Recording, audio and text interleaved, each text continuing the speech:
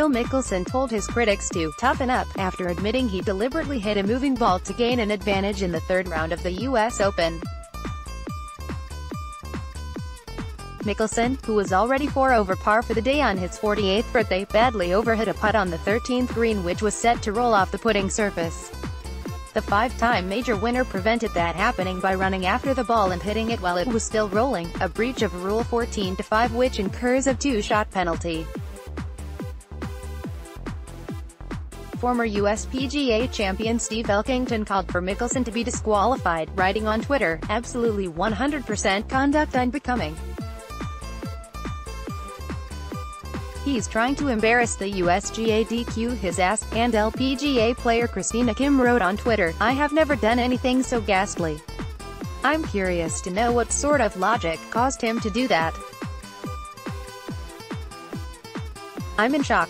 However, Mickelson, who eventually made a 10 on the 13th in a round of 81 which equaled his highest score in the U.S. Open, said, "If someone is offended I apologize, but toughen up. AP, knowing the rules is never a bad thing. You always want to use them in your favor. I know the rules and the ball was going to go off in a bad spot. I did not feel like continuing going back and forth. I would still be out there potentially. I've wanted to do it many times before and finally did. I should have done it a couple of times on 15 at Augusta. That would have saved me a shot or two back then." Mickelson and playing partner Andrew Johnston were laughing about the incident as they walked off the green, and Mickelson added, "How can you not laugh? It's funny. I just wanted to get to the next hole and did not see that happening without the 2 shots." Commentating on the incident for Fox, former Ryder Cup captain Paul Azinger said, "That's the most out of character I have ever seen Phil. I think he just snapped.